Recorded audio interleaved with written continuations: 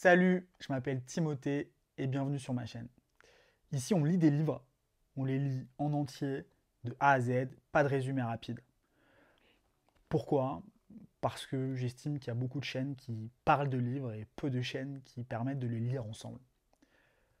Alors comme premier livre, j'ai choisi Lettre à un jeune poète de Rainer Maria Rilke, parce que c'est un de mes livres préférés et c'est le livre qui m'a donné envie d'écrire, tout simplement. Alors sans plus attendre, on va commencer par la lecture de ce livre. Alors pour vous donner un petit peu plus de contexte, on va lire la très courte préface, la très courte note à l'éditeur, pardon, qui va nous permettre un petit peu de comprendre pourquoi ce livre. Les lettres à un jeune poète parurent pour la première fois en 1929 à Insel, chez Insel, à Leipzig, sous le titre Briefe an einen jungen Dichter. Il s'agissait de 10 lettres que Rainer Maria Rilke avait adressées de 1903 à 1908 à un jeune homme qu'il ne connaissait pas, Frank Xaver Kappus, cadet de l'école militaire, et plus tard sous-lieutenant de l'armée impériale et royale d'Autriche-Hongrie. Frank Xaver Kappus devait lui-même abandonner le métier des armes pour celui des lettres. Il a publié un certain nombre de romans.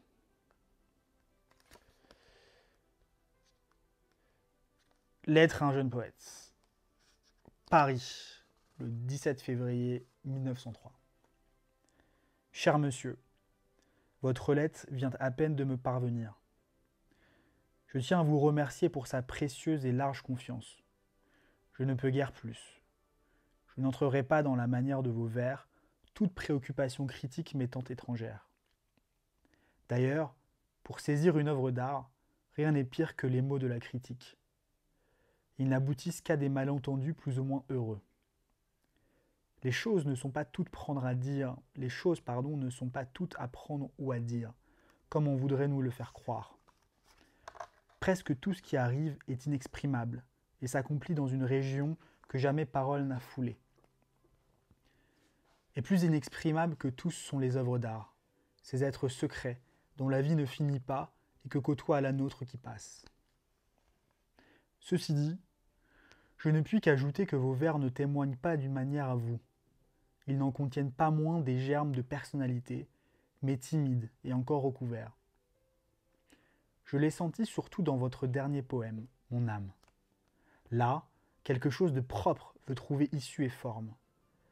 Et tout au long du beau poème, à Léopardi, monte une sorte de parenté avec ce prince, ce solitaire. Néanmoins, vos poèmes n'ont pas d'existence propre, d'indépendance, pas même le dernier, pas même celui à Léopardi. Votre bonne lettre qui les accompagnait n'a pas manqué de m'expliquer maintes insuffisances que j'avais senties en vous lisant, sans toutefois qu'il me fût possible de lui donner un nom. Vous demandez si vos vers sont bons. Vous le demandez à moi. Vous l'avez déjà demandé à d'autres. Vous les envoyez aux revues. Vous les comparez à d'autres poèmes et vous vous alarmez quand certaines réactions écartent vos essais poétiques. Désormais, puisque vous m'avez permis de vous conseiller, je vous prie de renoncer à tout cela. Votre regard est tourné vers le dehors. C'est cela surtout maintenant que vous ne devez plus faire. Personne ne peut vous apporter conseil ou aide. Personne. Il n'est qu'un seul chemin. Entrez en vous-même, cherchez le besoin qui vous fait écrire. Examinez s'il pousse ses racines au plus profond de votre cœur. Confessez-vous à vous-même. Mourriez-vous s'il vous était défendu d'écrire? Ceci surtout. Demandez-vous à l'heure la plus silencieuse de votre nuit. Suis-je vraiment contraint d'écrire? Creusez en vous-même vers la plus profonde réponse. Si cette réponse est affirmative, si vous pouvez faire front à une aussi grave question par un fort et simple « je dois », alors construisez votre vie selon cette nécessité. Votre vie, jusque dans son heure la plus indifférente, la plus vide, doit devenir signe et témoin d'une telle poussée. Alors, approchez de la nature. Essayez de dire, comme si vous étiez le premier homme, ce que vous voyez, ce que vous vivez, aimez, parlez. N'écrivez pas de poèmes d'amour. Évitez d'abord ces thèmes trop courants. Ce sont les plus difficiles. Là où des traditions sûres, parfois brillantes, se présentent en nombre, le poète ne peut livrer du propre qu'en pleine maturité de sa force. Fuyez les grands sujets pour ceux que votre quotidien vous offre. Dites vos tristesses et vos désirs, les pensées qui vous viennent, votre foi en une beauté. Dites tout cela avec une sincérité intime, tranquille et humble. Utilisez pour vous exprimer les choses qui vous entourent, les images de vos songes, les objets de vos souvenirs. Si votre quotidien vous paraît pauvre, ne l'accusez pas. Accusez-vous vous-même de ne pas être assez poète pour appeler à vous ces richesses. Pour le Créateur, rien n'est pauvre. Il n'est pas il n'est pas de lieu pauvre, indifférent. Même si vous étiez une prison dont les murs étoufferaient tous les bruits du monde, ne vous resterait-il resterait-il pas toujours votre enfance, cette précieuse, cette royale richesse, ce trésor de souvenirs? Tournez là votre esprit. Tentez de remettre à flot ce vaste passé et les impressions coulées. Votre personnalité se fortifiera. Votre solitude se peuplera et vous deviendra comme une demeure aux heures incertaines du jour, fermées au bruit du dehors. Et si de retour en vous-même, de cette plongée dans votre propre monde, des vers vous viennent, alors vous ne songerez plus à demander si ces vers sont bons. Vous n'essaierez pas d'intéresser des revues à ces travaux, car vous en jouirez comme d'une possession naturelle qui vous sera chère, comme d'un de vos modes de vie et d'expression. Une œuvre d'art est bonne quand elle est née d'une nécessité. C'est la nature de son origine qui la juge. Aussi, cher monsieur, n'ai-je pu vous donner d'autre conseil que celui-ci? Entrez en vous-même. Sondez les profondeurs où votre vie prend sa source. C'est là que vous trouverez la réponse à la question. Devez-vous créer? De cette réponse, recueillez le son sans forcer le sens. Il en sortira peut-être que l'art vous appelle. Alors, prenez ce destin, portez-le, avec son poids et sa grandeur, sans jamais exiger une récompense qui pourrait venir du dehors. Car le Créateur doit être tout un univers pour lui-même, tout trouvé en lui-même, et dans cette part de la nature à laquelle il s'est joint. Il se pourrait qu'après cette descente en vous-même, dans le solitaire de vous-même, vous dussiez renoncer à devenir poète. Il suffit selon moi de sentir que l'on pourrait vivre sans écrire, pour qu'il soit interdit d'écrire. Alors même, cette plongée que je vous demande n'aura pas été vaine. Votre vie lui devra en tout cas des chemins à elle. Que ces chemins vous soient bons, heureux et larges. Je vous le souhaite plus que je ne saurais le dire. Que pourrais-je ajouter? L'accent me semble mis sur tout ce qui importe. Au fond, je n'ai tenu qu'à vous conseiller de croître selon votre foi gravement, sereinement.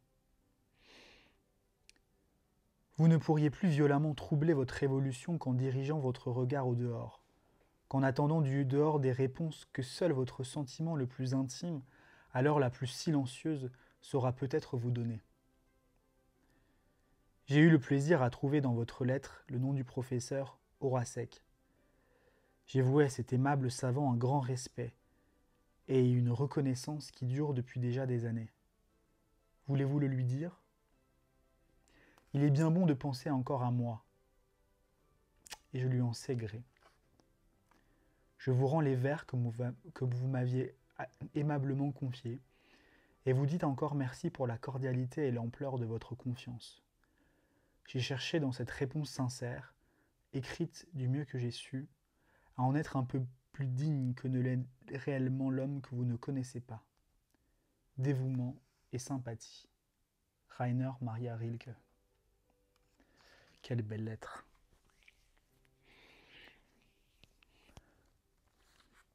On va lire la deuxième lettre. Viareggio. près de Pise, Italie, le 5 avril 1903. Excusez-moi, cher monsieur, si je ne me souviens qu'aujourd'hui et avec gratitude de votre lettre du 24 février. J'ai été souffrant tous ces temps-ci, non pas malade à vrai dire, mais accablé d'une lassitude qui tenait de l'influenza et me rendait incapable de quoi que ce fût. À la fin, rien de changeant. Je suis parti vers cette mer du Midi qui m'avait déjà été bienfaisante. Mais je ne suis pas encore d'aplomb. Écrire me pèse.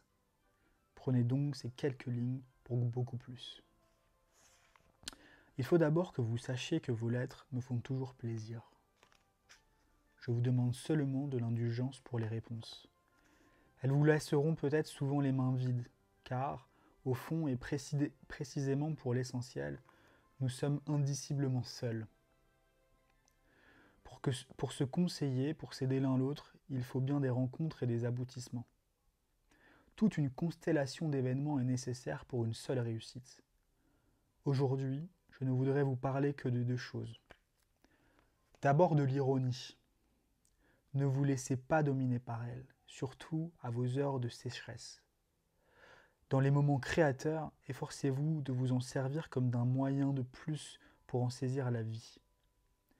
Employée pure, elle aussi est pure. Il ne faut pas en avoir honte. Et si vous vous sentez trop de penchant pour elle, si vous redoutez avec elle une intimité grandissante, tournez-vous vers de graves choses, en face desquelles elles deviennent petites et comme perdues. Gagnez les profondeurs. L'ironie n'y descend pas. Si elle vous accompagne jusqu'au bord de la grandeur, cherchez si elle répond à une nécessité de votre être.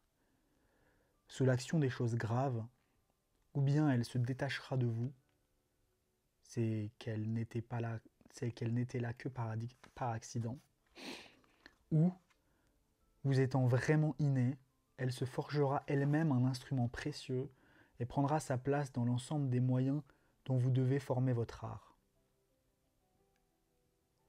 La seconde chose dont je voudrais vous entretenir est la suivante. De tous mes livres, peu me sont indispensables. Deux sont toujours parmi les choses à ma portée, où que je sois. Ici même, ils sont près de moi. Ce sont la Bible et les livres du grand poète danois Jens Peter Jacobsen. À propos, connaissez-vous ces œuvres ? Vous pouvez facilement vous les procurer. Une partie en a paru, très bien traduite, dans la bibliothèque Recam. Procurez-vous le petit volume 6 nouvelles et le roman Niels Lien. Commencez par la première nouvelle qui a pour titre Mogens. Un monde vous saisira, le bonheur, la richesse, l'insondable grandeur d'un monde. Vivez quelque temps dans ces livres, apprenez-y ce qui en vaut selon vous d'être appris. Mais surtout, aimez-les. Cet amour vous sera 1000 et 1000 fois rendu.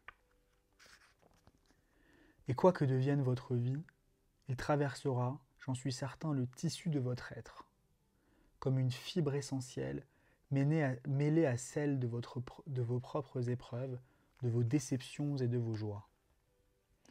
S'il me fallait dire ce que j'ai appris quelque chose sur la nature créatrice, ses sources, ses lois éternelles, deux noms seulement me viendraient. Celui de Jacobsen, le grand poète, et celui d'Auguste Rodin, ce sculpteur qui n'a pas son égal parmi tous les artistes d'aujourd'hui. Et que vous, tous vos réussissent. Vôtres. Rainer Maria Rilke.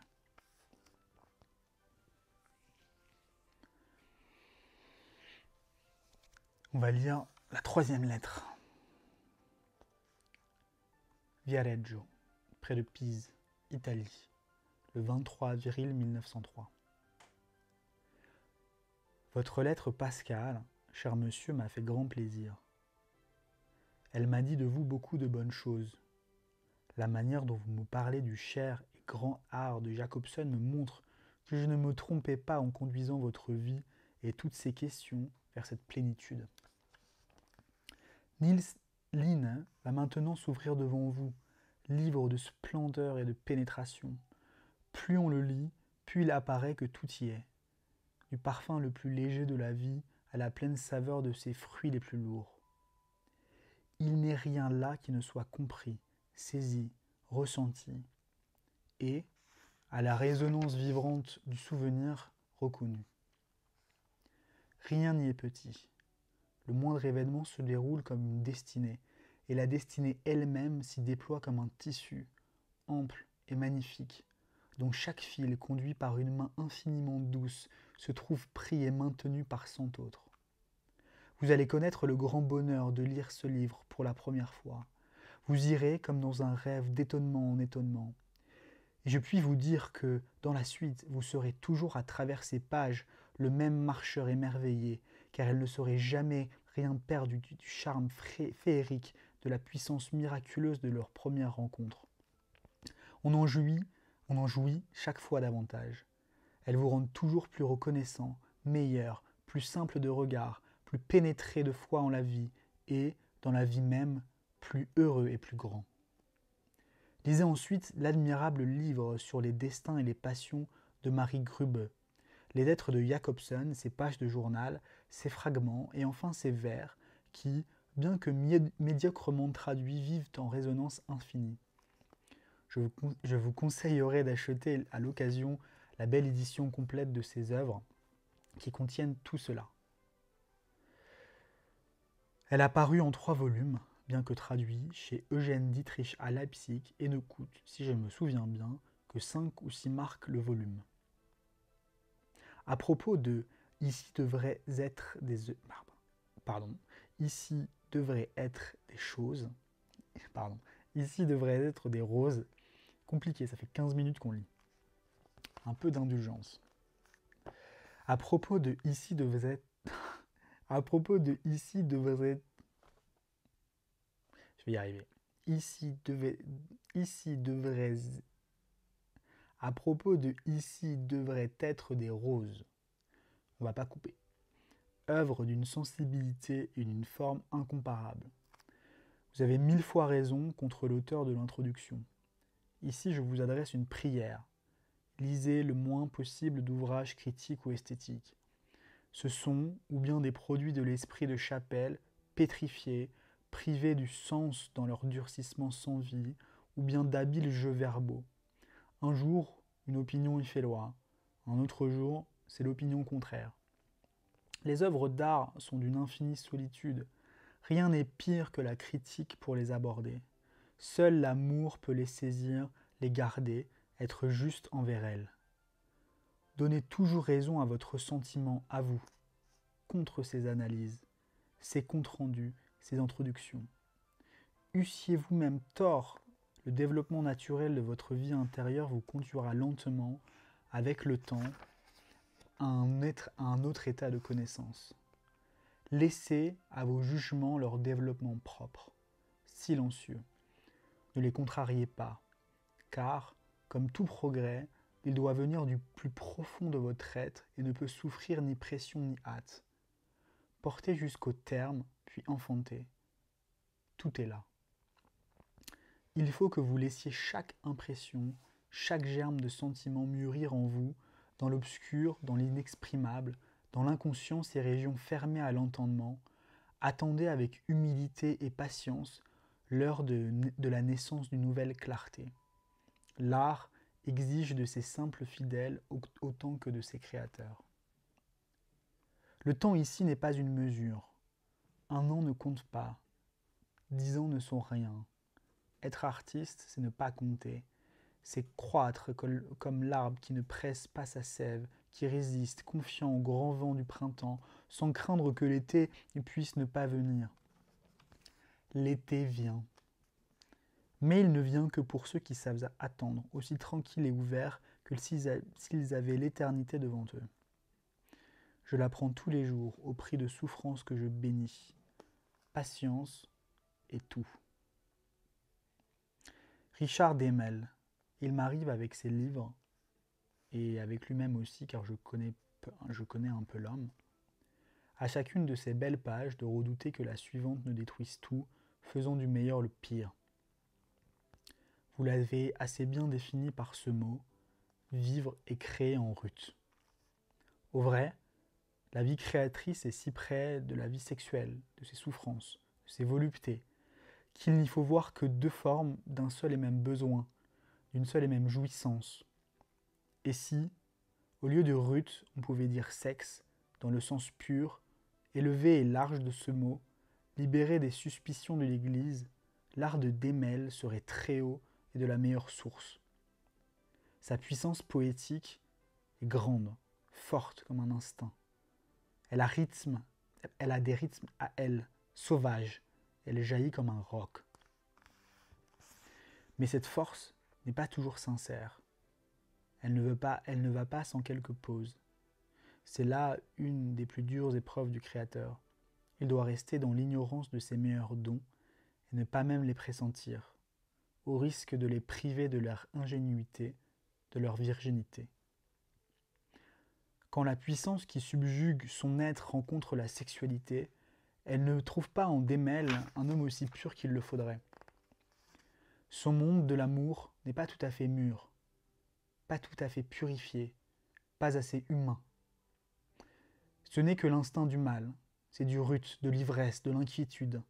Il est chargé de ces façons, de ces préjugés qui défigurent l'amour. Parce qu'il éprouve l'amour qu'en mâle et non en homme, il y a en lui quelque chose d'étroit, de sauvage, dirais-je, de haineux, de passager. Il y a du non-éternel, qui rabaisse son art et le rend équivoque et douteux. Cet art n'est pas sans tache. Il porte la marque du moment et de la passion. Peu en restera.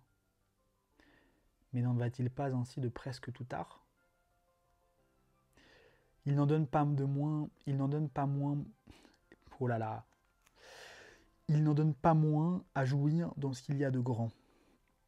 Mais il ne faut pas s'y perdre et devenir un adepte de ce monde de démêle, plein d'angoisse, d'adultère, de désordre. Ce monde est loin des vrais destins qui font... Ce monde est loin des vrais destins qui font plus souffrir que des drames passagers, mais qui, par contre, offrent plus d'occasions d'être grand et d'affronter la durée. Enfin, pour ce qui est de mes livres, j'aurais voulu vous envoyer tous ceux qui pourraient vous faire quelque plaisir. Mais je suis très pauvre, et mes livres, dès qu'ils sont parus, ne m'appartiennent plus. Je ne peux même pas les acheter, comme souvent je le désirerais. Je ne peux même pas les acheter, comme souvent je le désirerais, pour les offrir à ceux qui le veulent du bien. Pour les offrir à ceux qui leur veulent du bien. Ça fait 20 minutes qu'on lit, c'est un peu compliqué. Aussi, je me contente de noter sur une fiche les titres et éditeurs de mes ouvrages récemment parus. En tout, j'en ai publié 12 ou 13. Je ne peux que m'en remettre à vous, cher monsieur, du soin d'en commander à l'occasion. Je ne peux m'en remettre qu'à vous, cher monsieur, du soin d'en commander à l'occasion. J'ai plaisir à savoir mes livres chez vous. Vôtre. Rainer Maria Rilke. On va s'arrêter là pour la première lecture. C'est un exercice qui est assez compliqué, mais ça fait partie du jeu. Voilà, merci beaucoup d'avoir regardé cette vidéo. Abonnez-vous si ça vous intéresse et si vous voulez regarder l'épisode 2 sur Lettre à un jeune poète de Rainer Maria Rilke. Merci, à bientôt. C'était Timothée.